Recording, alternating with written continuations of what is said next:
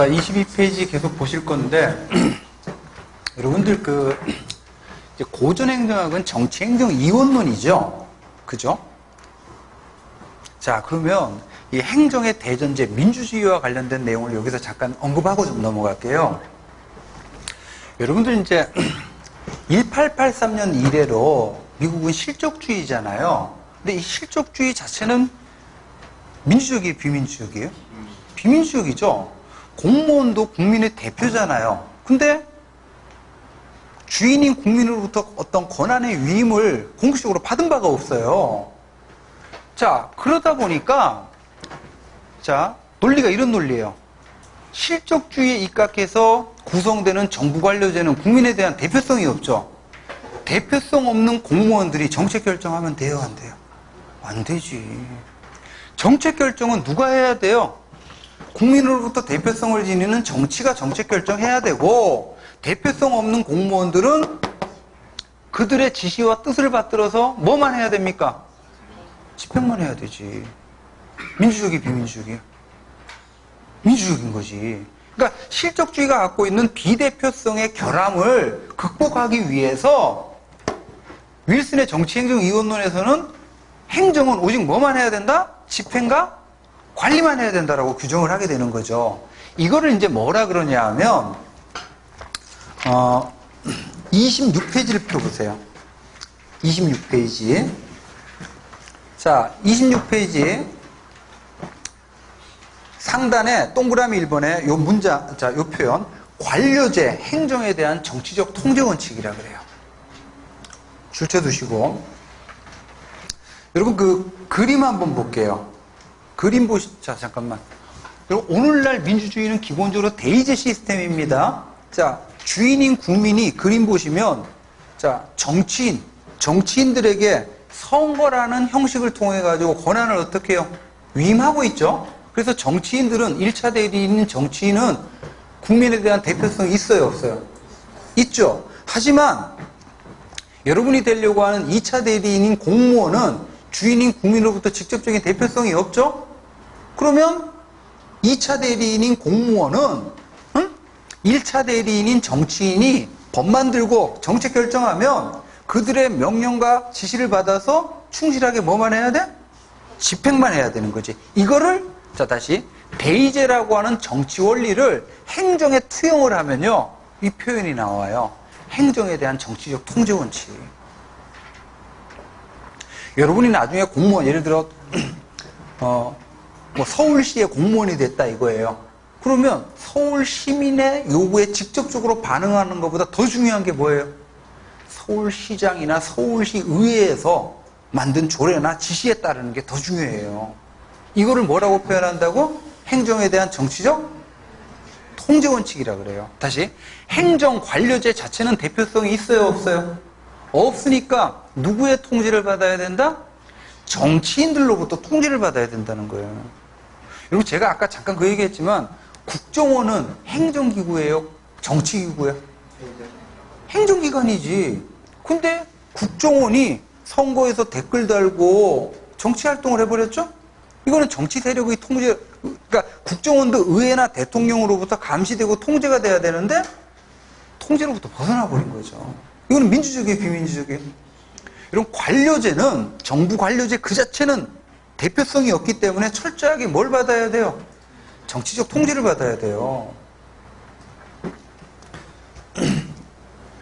자, 이 표현 좀 알아두시고, 그래서 그 위에 동그라미 1번 보시면, 자, 본문, 프랑스 혁명 이후 확립된 관료제에 대한 정치적 우월성 원칙. 그러니까 다시, 관료제에 대해서 누가 우월한 지위를 지닌다? 정치가. 이건 오늘날 대부분의 민주국가에서 받아들여지는 원칙입니다. 달리 표현하면 행정은 뭐에 종속돼야 돼요? 정치에 종속이 돼야 돼요. 그래서 세 번째 줄끝 부분, 국민이 주권자고 국민이 정치기관, 의회와 대통령의 권한을 위임하고 다시 행정기관 순으로 이제 권력기관이 구성되고 통제된다는 게 행정에 대한 정치적 통제 원칙이에요. 자, 돌아오시면 22페이지. 자, 이런 측면에서 봤을 때 다시요. 행정은 국민에 대한 직접적인 대표성이 없죠. 그러다 보니까 대표성을 지니는 정치가 정책 결정하면 행정은 오직 뭐만 해야 된다는 거예요? 집행하고 관리만 해야 된다는 게 고전행정학의 정치행정 이원론의 논리야. 하지만 현실은 행정이 집행하고 관리만 합니까?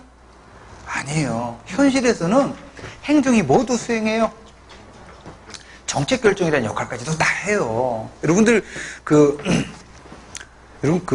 다시 아까 의회가 만드는 규범을 법률이라 그러거든요. 그 법률은 전부 다 정책을 담고 있어요.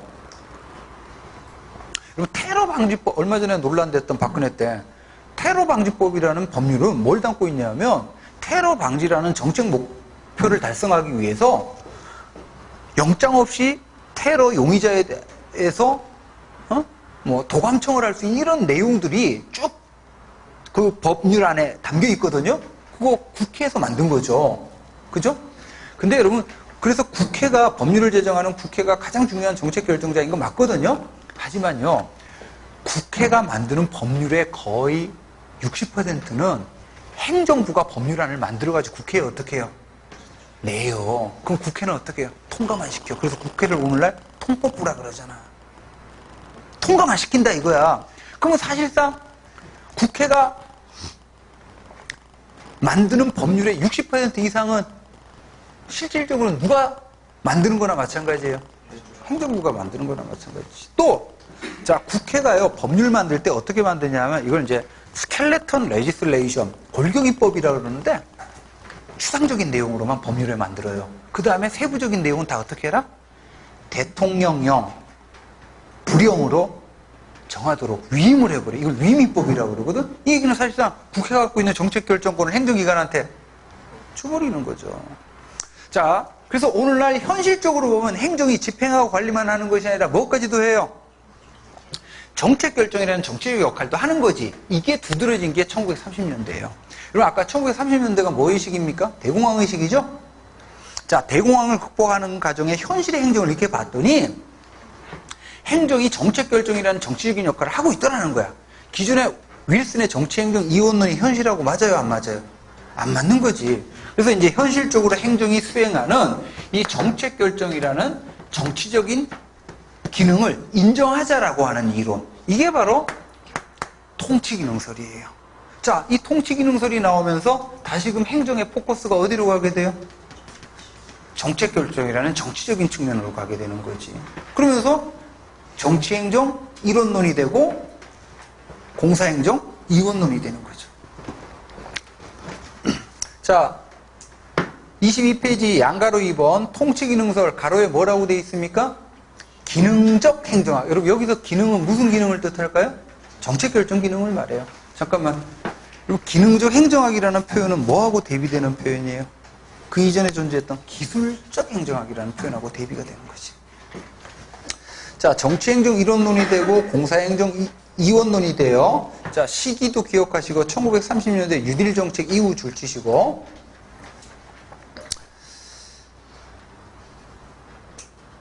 자, 두 번째 줄 행정의 정치적 기능인데 가로에 정책결정 기능을 말합니다. 이거를 인정하는 이제 정치행정 이론론이 나오게 돼요. 그래서 동그라미 이원 보시면 이제는 행정에 대한 개념이 달라졌죠. 정부 관료 조직의 활동인데 뭐도 들어가요? 정책결정도 들어가잖아. 다시 여러분들 이제 이쪽 정책결정으로 갔다고 해가지고 이건 안 하고 이건 당연히 하고 이것뿐만 아니라 뭐도 한다? 정책결정도 한다는 거죠.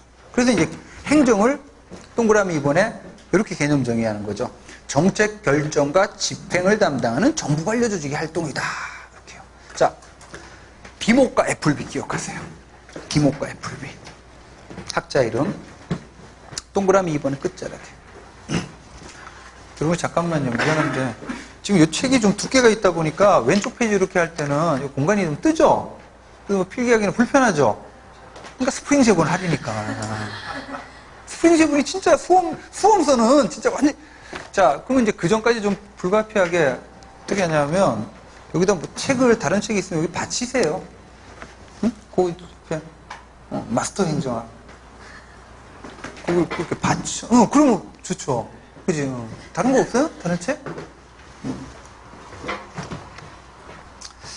자, 이게 이제 1930년대 등장한 통치기능설입니다. 지금 그림상 보면 요 2번 하살표죠. 자, 이번에는 양가로 3번 행정 행태설인데, 자, 역시 개념에서, 자, 제목에서 행정에다 동그라미, 행태에다 따로 동그라미하고 이퀄 표시하세요. 행정에다 동그라미, 행태에다 따로 동그라미, 이퀄 표시하시고. 그러면 자, 이거는 뭐예요? 행정의 본질은 뭐다라는 이론이에요? 행태다라는 이론이야. 공부 쉽게 하면 돼요. 여러분, 자, 행정의 본질은 행태다라는 이론인데, 앞으로 행태라는 말이 많이 나올 건데요. 행태는 뭐냐 하면 행동과 태도를 말해요. 여러분, 행동과 태도는 누구의 행동과 태도일까요? 인간. 여러분, 자, 정부 행정도 구성원이 사람이죠? 기업 경영도 구성원이 사람이죠? 그래서 인간의 사람의 행동과 태도, 이게 행정의 본질이다라는 이론이에요. 나중에 이제 독자 항목으로 나와요. 일단 이 단계에서는, 자, 앞으로 행태라는 말이 나오면 그냥 어떻게 이해하시라고? 행동과 태도를 말해요.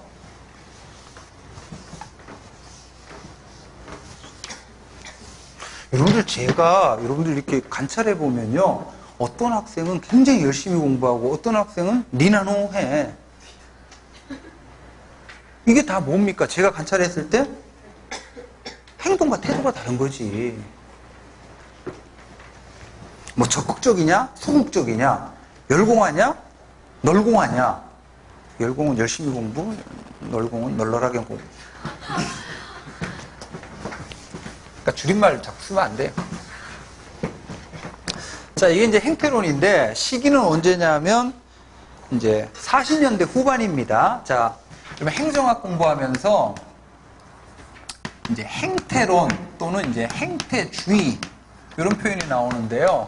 자, 행태론, 행태주의 나면 꼭 기억해야 될 사람이 허버트 알렉산더 사이몬이에요. 우드로 윌슨보다 더 중요해. 사이몬 그냥 기억하시면 돼. 그냥 사이몬, 행정학에 사이몬 한 사람밖에 없어요. 자, 이 사이몬이라는 사람은 뭘 주장하냐면요, 과학으로서의 행정학을 주장해요. 자, 여기서, 자, 과학, 사이언스. 행정학이 뭐가 돼야 된다는 거예요? 과학이 돼야 된다는 거거든요. 이게 이제 40년대 후반 사이몬의 행태주의에서 주장되는 내용인데, 자, 그러면 앞으로 행정학 공부하면서 과학이라는 단어가 나오면 꼭 기억하세요. 4글자로. 과학은 실증주의를 말해요. 실증주의. 여러분, 자, 실증주의 뜻풀이해 보면 있는 그대로를 뭐 하는 거예요? 증명하는 거지. 있는 그대로를 객관적으로 증명해서 사실과 이론과 지식을 추구하는 근대 인식 철학. 이게 실증주의예요. 여러분, 이제 본래적인 의미의 과학은 자연과학이죠. 여러분, 자연과학은 뭐를 연구합니까? 자연현상을 연구하지. 그래서 이제 본래적인 의미의 과학, 자연과학을 기준으로 얘기를 할게요. 자연현상을 어떻게 연구하는 거예요? 실험, 관찰, 이게 실증이라 그러거든요. 실험, 관찰을 통해서 연구를 하는 건데, 근데 여러분, 자연현상은, 자, 반대로 우리가 이제 공부하는 행정학은 사회과학인데, 사회과학은 사회현상을 연구해요. 자, 아까 잠깐 언급을 했는데, 이 사회현상은요, 달리 표현하면 행정현상은 내용적으로 보면 2가지로 구성이 돼요. 가치와 사실로. 그럼 가치는 아까 객관, 주관, 사실은 객관. 그죠? 이렇게 사회현상은 가치와 사실이 결합돼서 나타나는데, 그럼 자연현상은 오직 뭐만 존재해요? 자연현상은 오직 객관이고 오직 뭐만 존재합니까? 팩트만 존재하지. 그래서 원래적인 자, 원래적인 과학은 자연과학을 뜻하죠. 그리고 과학은 뭘 뜻해요? 실증주의인데, 자, 자연현상은 오직 팩트라고 객관화된 실체로 존재하는 이 자연현상을 어떻게 연구해요? 실험, 관찰, 측정, 실증적으로 연구를 해요. 그래서 과학은 뭐를 발견하려고 하냐면 이렇게 해서 인과관계에 관한 법칙을, 이걸 인과법칙이라 그래요. 이거를 도출하는 게 과학이야. 잠깐요. 여러분 이제 근대 인식 철학인 경험주의, 우리 옛날에 공부할 때 나오잖아요. 데카르트의 실증주의, 베이컨의 경험주의, 그죠? 자, 이 실증주의 자체가 어떤 사고에 기초하냐면, 이게 이제 근대과학의 시초인 뉴턴 있죠. 뉴턴, 아이작 뉴턴. 뉴턴의 이제, 이걸 뉴턴적인 세계관이라 그러는데, 이거를 결정론이라 그래요. 나중에 나올 겁니다. 결정론. 결정론이라는 게 뭐냐면, 디터미니즘. 어떤 현상이 있으면 반드시 그 현상을 유발한 뭐가 있어요? 원인이 있다는 거예요. 원인 없는 결과는 없어요. 반드시 어떤 현상이 있으면 그 현상을 유발한 뭐가 있다? 원인이 있다. 이게 결정론적인 세계관이에요. 그러면 여기 보세요. 자, 자연현상은 오직 객관적인 사실로 존재하죠. 예를 들어 제가 지금 분필을 쥐고 있잖아. 얘를 놓으면 어떻게 돼요? 떨어지겠지. 드랍하겠지. 이거 사회현상이에요, 자연현상이에요? 자연현상이죠. 이거 오직 팩트지. 그죠? 그럼 어떤 드라핑 되는 현상이 생겼죠? 원인이 있다는 거예요. 원인이 뭐예요? 그래비티, 중력인 거지. 그래서 뉴턴이 어떻게 한 거예요? 사과도 던져보고 마누라도 던져보고 했더니 근데 실험 관찰 통해서 입증이 된 거잖아. 그래갖고 규명된 게 중력의 법칙인 거지. 이게 과학, 실증주의의 내용이야. 다시. 자, 과학이다 그러면 네 글자로 뭐예요? 자, 본래적인 의미의 과학, 자연과학은 오직 뭐만 존재합니까? 사실. 응? 이 사실로서의 자연현상을 연구해서 뭐를 도출하겠다? 인과관계에 관한 일반 법칙을 도출해서 설명하고 예측하겠다는 게 과학이에요. 그래서 과학은 세 가지만 기억하시면 돼. 자, 근데 지금 이제 행정학은 사회과학이잖아요. 근데 사이몬은 행정학도 뭐가 돼야 된다는 거예요? 근데 자, 사회현상 속에는 뭐가 내포되어 있어요? 가치와 사실이 있거든. 근데 여러분들 과학은 실증주의인데 가치는요 주관의 영역에 속하다 보니까 실증의 대상 자체가 되어야 안 돼요. 실증할 수가 없어요. 그럼 과학으로서 행정학이 되기 위해서는 사회현상 속에 내포되어 있는 뭐만 연구해야 돼요? 사실만 연구하고 뭐는 배제합니까? 그래서 이 실증주의라는 자, 다시 사이몬 과학 얘기가 나오면 실증주의인데 실증주의라는 단어 자체가 반드시 함께 가는 표현이 가치 사실 이원론이야. 실증주의라는 표현이 나오기 위해서는 앞에 뭐가 전제가 돼야 돼요? 가치 사실 이원론. 가치 사실 이원론에 근거해서 실증할 수 없는 가치의 문제는 어떻게 합니까? 배제하고 실증이 가능한 오직 뭐만 연구해요? 사실로서의 사회현상을 연구해서 역시 사회현상 속에 내포되어 있는 뭐를 도출하겠다? 인과법칙을 도출하겠다. 그게 대표적인 게 수요법칙, 공급법칙 같은 것들이에요. 수요가 늘면 뭐가 올라요? 가격이 오르고 공급이 늘면 가격은 떨어지는 거지. 자, 이게 사이몬의 주장인데 자, 이런 이제 사이몬의 행태주의가 나오면서 다시금 이제 행정학의 포커스가 자, 가치하고 사실을 나눈 다음에 가치 판단이 배제된 어디에만 초점을 두는? 사실 판단에만 초점을 두는 이런 측면으로 가게 돼요. 이런 측면에서 다시금 공사행정 이론론이 되고 새로운 정치행정 이론론이 돼요.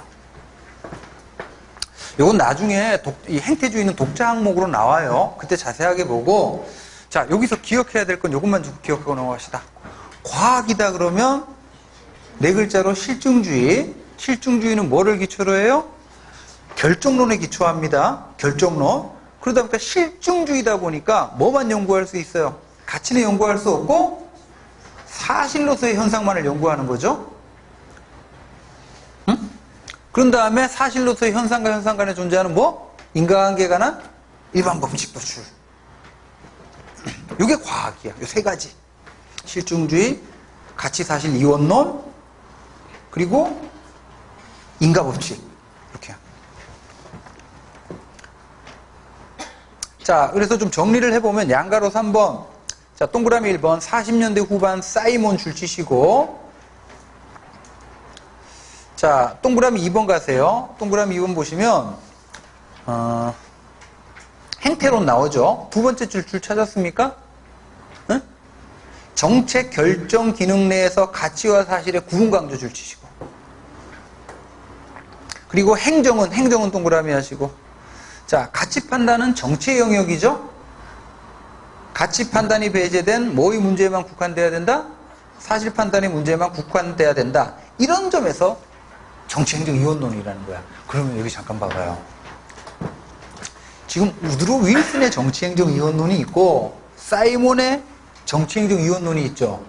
이거 그냥 제목을 어떻게 했어요? 양가로 3번 제목에 보시면 가로에 새 이원론 이렇게 있죠. 그럼 그 앞에 정치행정이라는 말이 빠진 거지. 그러면 차이점이 뭘까요? 가장 큰 차이점이 가치사실 이원론이에요. 여러분, 이건 나중에 좀 할 건데, 고전행정학은 아까 행정관리론이라고 그랬죠. 정치행정이원론. 이제 고전행정학의 특징으로 적절하지 않은 거, 뭐, 우드로 윌슨, 행정관리론, 정치행정이원론, 이거는 맞는데, 만약 우드로 윌슨의 고전행정학에서 가치사실 이원론, 실증주의 이런 단어 들어가면 틀려요. 그래서 그 문장 다시 좀 볼게요. 행정 행태설 동그라미 2번. 자, 기읍번 찾았어요? 자, 행정의 정책 결정 기능은 인정을 해요. 지금 통치기능설에 의해서 행정의 정책 결정 기능이 인정이 됐죠? 그지? 그래서 행정의 정책 결정 기능은 인정하는데 이 정책 결정 기능 내에서 다시 뭐와 뭐를 나누자는 거예요? 가치와 사실을 나누자는 거야. 그래서 행정의 그 문장이 시험 문제 여러 번 나왔던 표현인데, 행정의 정책 결정 기능을 인정한다는 점에서는 기존의 정치행정 이원론과 구별되나? 이렇게 돼 있죠. 그럼 여러분 그 기존의 정치행정 이원론이 뭘 말해요? 우드로 윌슨의 정치행정 이원론이지. 우드로 윌슨의 정치행정 이원론은 예로부터도 벗어나자는 거잖아요. 하지만 사이몬의 정치행정 이원론에서는 행정의 정책 결정 기능은 인정하는데 정책 결정 기능 내에서 뭐하고 뭐를 나누자? 이런 표현이 나오는 거죠. 그래서 기존의 정치행정 이원론과는 다르지만 계속해서 정책 결정 기능 내에서 뭐? 가치와 사실의 구분 강조하고 행정은 가치 판단에만 가치 판단이 배제는 사실 판단에만 국한해야 된다. 이런 측면에서 이제 새로운 정치행정 이원론이라는 거지. 자, 그리고 계속해서요. 마지막 jet줄. 이러한 사실 판단의 영역에서 줄 치세요. 논리 실증주의에 입각한 어떤 연구? 과학적인 연구. 그래서 이제 행정학에 뭐를 확립하자? 과학성. 그래서 다시요. 사이몬의 행태주의 나오면 성격은 뭡니까? 세 글자로 과학성이에요. 이건 뭐 앞으로 반복되면서 여러 번 할 거고. 자, 이렇게 해가지고 그러면 40년대 후반 행태주의가 나오면서 50년대, 60년대는 미리 말씀드리면 미국의 사회과학을요, 행태주의가 지배하게 돼요. 그래서 뭐 정치학, 행정학, 경영학, 경제학 할 것 없이 전부 다 뭐야, 과학이 되기 위해서 행태주의적인 연구, 논리 실증주의적인 연구를 하게 돼요. 다시 50년대, 60년대는 뭐가 지배했다? 행태주의가 지배했어요. 자, 그러다가 이제 문제가 생기는데 양가로 4번 신행정학이라고 되어 있는데 동그라미 1번 줄 치세요. 60년대 말 흑인 폭동 등 미국 사회 혼란.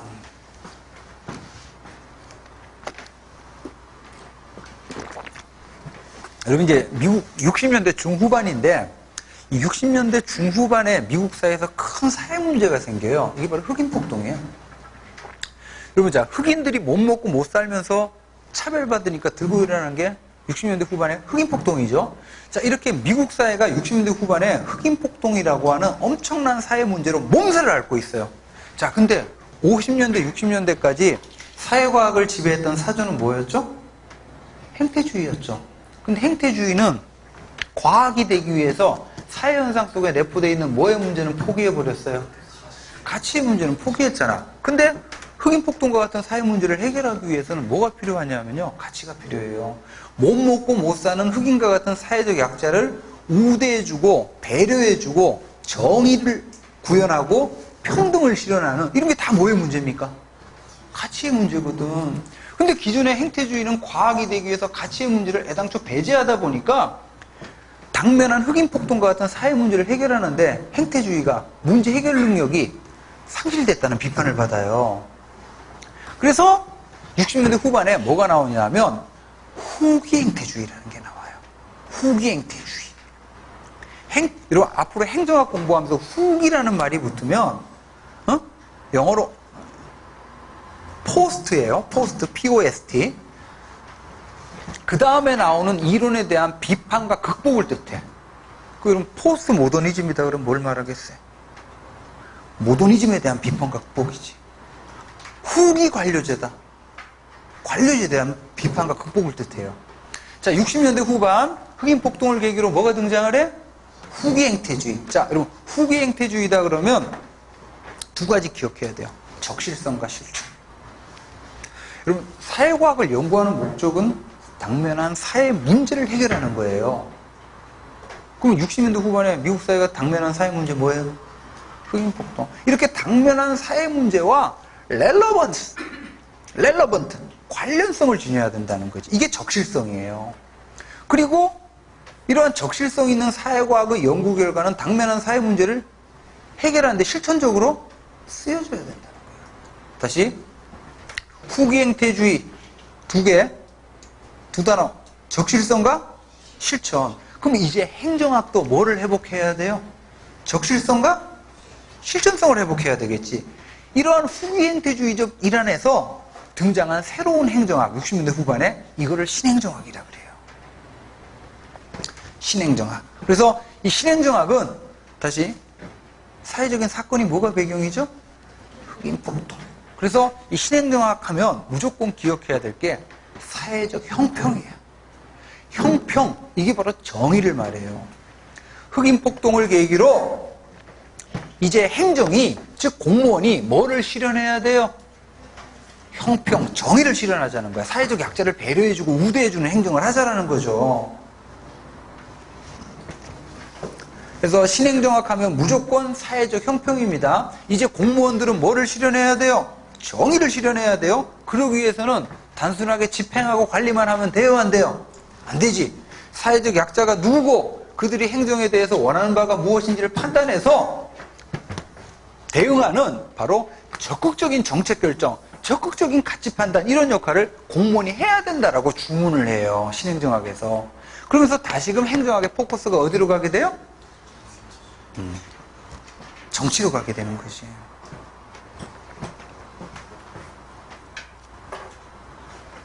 자, 동그라미 2번 신행정학 다시 정리합시다. 이제 신행정학에서는 행정을 뭐로 개념 정의해요? 사회적 형평을 실현하고 적극적인 정책 결정, 적극적인 가치 판단, 또 시민들의 행정 참여가 이루어지는 과정.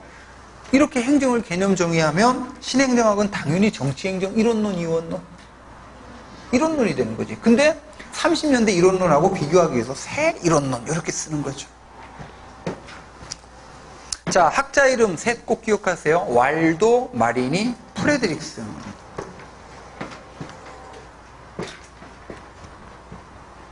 왈도, 마리니, 프레드릭슨. 여러분들 여러분이 실제 공무원이 되면 이 신행정론에서 주장하는 이런 공무원이 돼야 되겠죠? 쉽지 않지. 왜냐하면 이제 1차적으로 공무원들은 법규, 또 위로부터 내려오는 명령과 지시, 규칙, 이게 중요해요. 하지만 행정이라는 게 공무원들이 하는 일이 단순한 기계적 집행만은 아니거든요. 그 틈바구니 속에서 나름대로의 재량이 있어요. 그러면 그 속에서 뭐를 발휘할 수 있는 거야? 정의를 발휘. 우리 여러분 얼마 전에 본 영화인데 그 누구더라?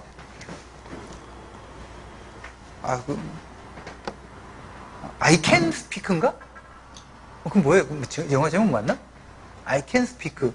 저는 저는 코믹 영화인 줄 알고 보고 처음에 봤는데, 전 내용 모르고 봤거든요?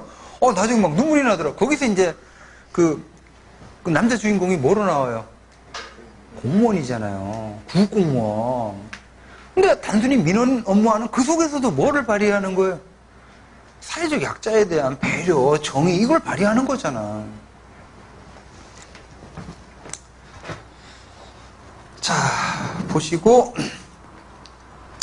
자, 여러분들, 신행정학은 1960년대 미국 사회를 배경으로 해서 나온 행정학이죠. 자, 그러면 동그라미 4번에 1960년대 발전행정론 줄쳐주세요. 자, 이 발전행정론은 이제 1960년대 후진국 사회를 배경으로 해서 나온 행정학 이론인데, 이 발전행정론의 대표적인 나라가 한국이에요. 여러분, 우리 60년대까지만 하더라도 못 먹고 못 살았죠? 그죠? 그 당시에 국가적인 과제가 뭐였어요? 경제발전 근대화였죠? 경제발전 근대화라고 하는 발전 목표를 누가 주도했어요? 정부가, 박정희 정부가 경제개발 5개년 계획, 새마을운동 사업 이런 것들을 세우고 결정하고 집행하고 A부터 Z까지 싸그리 뭐예요? 정부가 주도를 했죠. 그래서 이 행정학 공부하면서 행정만능주의의 극치에 해당하는 게 이 발전행정론이에요. 그러니까 발전행정론은 당연히 정치행정 이론론, 이원론. 행정이 계획 수립, 정책 결정 다 하니까 정치행정 이론론인 거 맞죠? 그죠? 자, 근데 거기에 어떤 표현이 들어가냐면 동그라미 4번에 첫 번째 줄 끝부분 행정우위적 이론론 줄쳐주세요. 발전행정론을 행정우위적 이론론이라고 그러는데 잠깐만요. 행정이 우위에 있다는 거야. 그냥 행정우위적 이론론. 우위, 슈피리어. 그 다음에 투가 오지. 자, 누구보다 우위에 있다는 얘기예요. 행정우위적 이론론이라는 표현 자체가 뭐가 생략된 거야? 행정이 누구보다 우위에 있다는 거예요. 행정이 정치보다 우위에 있으면 되기 안 되기? 되기 안 되기? 안 되죠. 아까 민주주의의 대전제. 행정에 대한 정치적 통제 원칙. 그러니까 발전행정론 이 자체는 비민주적인 독재국가에서 나오는 기형적인 시스템이에요. 여러분들 잠깐만, 아까 1930년대 통치기능설이 있죠? 통치기능설은 발전행정과 마찬가지로 행정이 정책결정 기능을 하죠? 하지만 누가 우위에 있는 거예요? 정치가 우위에 있는 거고. 1930년 통치기능설은 행정에 대한 정치적 통제 원칙이 살아있는 상태에서 현실적으로 행정이 수행하는 정책 결정 기능을 인정하는 거고, 지금 발전행정론, 즉 행정우위적 이론론은 그냥 행정이 그냥 정치를 압도해버리는 거죠. 자, 이렇게 해서 발전행정까지 봤고요. 자, 양가로 5번 갑시다. 최근의 거버넌스. 자, 여러분들 이제 최근에 등장한 개념이 2000년대 와 등장한 개념이 거버넌스라는 개념인데, 얘는 번역을 안 해요. 그래서 그냥 원문 그대로 거버넌스 이렇게 표현하는데, 우리 아까 맨 처음에 행정 개념 정의할 때 행정은 주어가 누구였죠? 거버먼트였죠. 행정은 주어가 누구였어요? 그래서 우리 우드로 윌슨 이래로 많은 행정학 이론들에서 행정 개념 정의할 때 행정은 결국 누가 하는 거다? 거버먼트가 하는 거다. 이렇게 봤어요. 이거는 지극히 행정국가 시대적인 행정 개념이야. 자, 근데 여러분 70년대 아까 서구에서 어떤 사건 생겼어요? 정부 실패 현상 생겼죠? 그리고 80년대 신자유주의가 나오면서 정부는 비판받고 다시 누가 숭배받습니까? 시장이 숭배받죠. 근데 90년대쯤 와가지고 야, 시장도 문제고 정부도 문제다. 그래서 제3의 길을 모색하자라고 해서 나온 개념이 거버넌스 개념이라고 했죠. 그래서 지금까지의 행정 개념이 행정을 개념 정의함에 있어서 정부라는 주체에 초점을 둬서 행정을 개념 정의한다면 90년대 등장한 이 거버넌스 개념은요, 정부라는 주체에 초점을 둬서 행정 개념을 정의하는 것이 아니라, 다시, 거버먼트에 초점을 두면 행정은 뭐예요? 그냥 정부가 하는 일, 이렇게 되는 거지. 하지만 이 거버넌스 개념은 정부라는 주체에 초점을 둬서 행정을 이해하는 것이 아니라 행정의 목적같이 있죠. 그게 아까 뭐였어요? 공공문제 해결이죠. 여기 잠깐요. 정부가 먼저, 자, 인류사에서 정부가 먼저 존재했을까요? 공공문제가 먼저 존재했을까요? 다시요. 공공문제가 먼저 존재했겠지. 공동체를 구성하면 공공문제가 생기니까요. 그죠? 그러다 보니까 행정을 정부에 초점을 둬서 이해하게 되면 이런 모순이 생겨버려요. 그래서 거버넌스 개념은 정부라는 주체에 초점을 둬서 행정 개념을 이해하는 것이 아니라 공공문제 해결이라고 하는 이 목적 가치에 초점을 둬서 이 공공문제 해결을 둘러싸고 이 사회 공동체 구성원들 있죠. 정부, 그리고 반대편에 시장, 또 시민사회라는 게 있어. 이런 행위 주체들이 문제 해결 과정에 참여를 해요. 그래서 이들 간에 형성되는 네트워크, 연결망, 이 연결망을 통한 집합적이고 협력적인 공공문제 해결 노력, 이거를 행정으로 이해하는 게 거버넌스 개념이에요. 자, 그래서 오른쪽 페이지 23페이지. 자, 거버넌스는요, 개념 줄 치세요. 정부 이전에 존재하는 공공문제에서의 공공성 개념을 출발로 해요. 이걸 출발로 해서 두 번째 줄, 공공문제 해결을 위해서 정부, 시장, 시민사회로 구성된 이런 거버넌스의 가장 중요한 특징을 하나 꼽아라 그러면 네트워크입니다. 네트워크. 이 네트워크를 통한 집합적인 노력이 행정이다. 이렇게 개념 정의하는 거지. 그러면 여러분, 자, 거버먼트에 초점을 둬서 행정을 이해하게 되면 공과 사는 딱 구분이 되죠. 근데 거버넌스라는 개념으로 행정을 이해하게 되면 공공문제 해결 과정에 정부 조직도 참여하고 시장 조직도 참여하죠. 그래서 23페이지 상단 하나, 둘, 셋, 넷, 다섯 번째 줄, 공공이라는 개념을 통해서 공조직, 사조직을 모두 어떻게 해요? 포함해서 행정을 이해하는 개념입니다.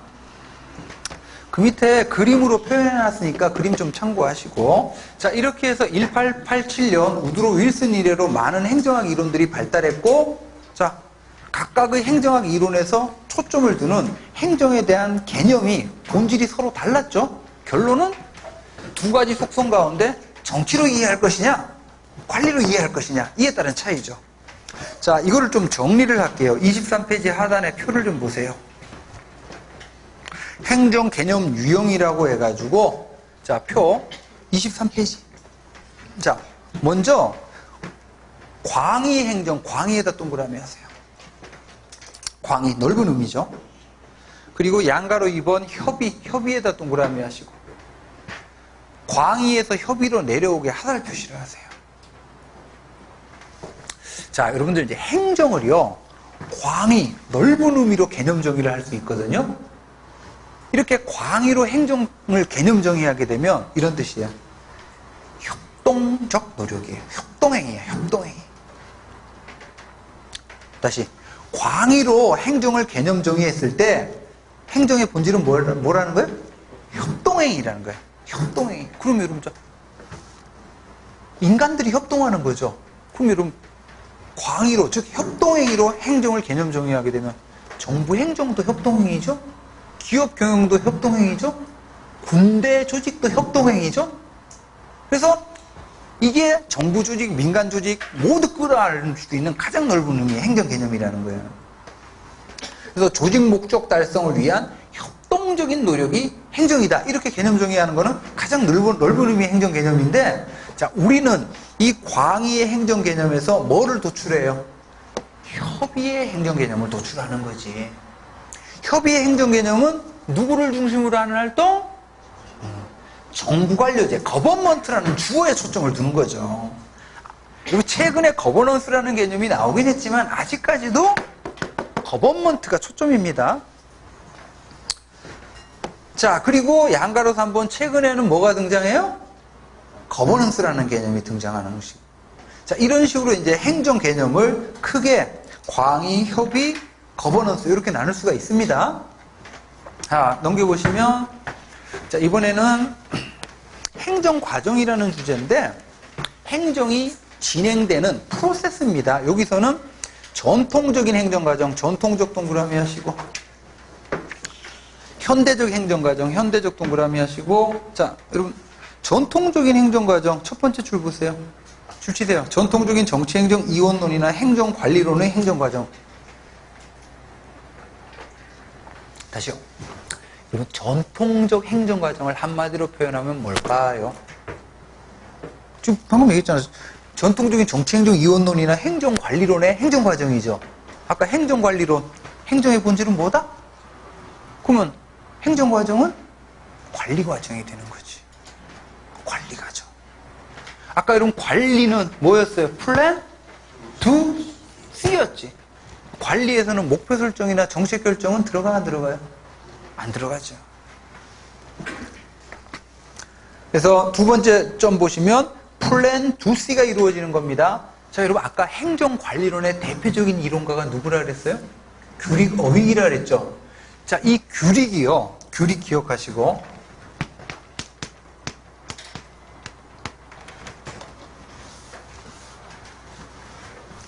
자, 관리는 플랜 2C죠. 플랜 2C. 이 플랜 2C를 총 7단계로 설명을 해요. 이거를 굉장히 유명한 개념이야. 포스코브라 그래요. 포스코브. P는 뭐의 약자? O는 오거나이즈. 그 밑에 다 있어요. 스태핑, 디렉팅, 코디네이팅, 리포팅, 버제팅. 그래서 정부 조직이든 기업 조직이든 관리가 이루어지죠. 그리고 정부 조직의 최고 관리자 누굽니까? 대통령. 행정 목표를 효과적으로 달성하기 위해서는 대통령이 공무원들을 통솔하고 관리를 해야 되죠. 그러기에 또 삼성이라는 기업의 최고 관리자 이재용 부회장. 그래서 정부 조직이든 기업 조직이든 조직의 목표를 효과적으로 달성하기 위해서 최고 관리자라면 반드시 이 7가지 권한과 기능을 수행해야 된다는 거예요. 이게 그 유명한 포스코브야. 야, 이 포스코브 이게요. 한 거의 1980년대나 한 90년대쯤 행정학 문제 나오는 수준의 주제거든? 최근에 나왔더라고. 작년인가? 국가직인가? 지방직에서 한번 나왔는데, 풀어놓고 뜻풀이 하는 거예요. 다음 중 규리기재 시간, 포스코브에 해당하지 않는 거, 플래닝. 요거, 얘가 아까 뭐 CEO가 뭐라 그랬죠? 번역한 P는 뭐예요? 계획. 오거나이징, 조직화. 스태핑, 인사. D는 감독. CO는 조정이죠? 근데 시험 문제 어떻게 나왔냐? 코어퍼레이션. 이건 땡큐어 코어퍼레이션. 협력이지. 코디네이팅이에요. 자, 이게 전통적인 행정과정이고 양가로 2번 현대적 행정과정. 현대적 행정과정은 첫 번째 줄 뭐라고 되어 있습니까? 정치행정 이론론과 발전행정론의 행정과정이죠. 오늘날 일반적 견해는 정치행정 이론론일까요? 이원론일까요? 이론론이지. 아까도 얘기했다시피 1930년대 이래로 현실적으로 행정이 정책결정 기능을 수행을 하거든요. 그래서 두 번째 줄 보시면 목표 설정, 정책결정, 정책결정 다음에 끊으세요. 여러분 원래 목표 설정하고 정책결정 기능은 누가 해야 되는 기능이에요? 정치가 해야 되는 기능인데 현대 행정학 이론은 정치행정 이론론에 입각하다 보니까 행정이 이 기능도 한다라는 거죠. 그래서 목표 설정, 정책 결정도 들어왔잖아요.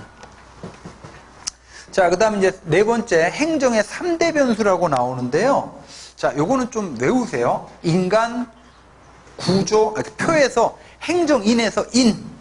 인 동그라미, 행정 구조에서 구조 동그라미, 환경 동그라미. 그래서 여러분 행정의 3대 변수다 그러면 외우세요. 인간, 구조, 환경. 인간, 구조, 환경. 여러분 박근혜 대통령 시절에 국정농단 사태 발생한 원인을 박근혜 대통령 개인의 가치관이나 태도에서 찾으면, 예를 들어 엄격한 법률주의자거나 이런 사람 같으면 그런 국정농단 사태 자체가 대통령이 만약 그런 사람이었다면 생겨요, 안 생겨요? 안 생기지. 문재인이나 지금 앞으로 뭐 남아있는 기간이 있으니까 어떨지 모르겠는데 문재인 대통령이나 과거 노무현 대통령이 시절만 하던 그런 사태가 생길 수가 없죠. 그러면 그렇게 설명하는 거는 박근혜 국정농단이라는 행정현상에 대한 원인을 어디에 입각해서 설명하는 거예요? 인간이라는 변수에 초점을 둬서 설명하는 거지. 인간이라는 변수에 초점을 둬서. 근데 그게 아니라 뭐에 의해서? 구조나 제도에 의해서 설명할 수도 있어요. 그리고 그게 아니라 거시적인 문화, 환경으로 설명할 수도 있어. 다시 행정의 3대 변수다 그러면 일단 받아들이세요. 뭐? 인간, 구조, 환경.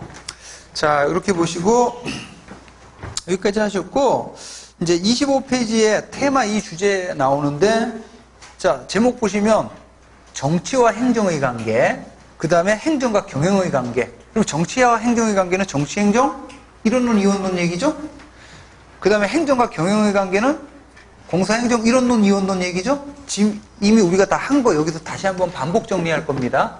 그래서 오전 수업은 여기까지 하시고 식사하시고 계속해서 2시부터 계속 합시다.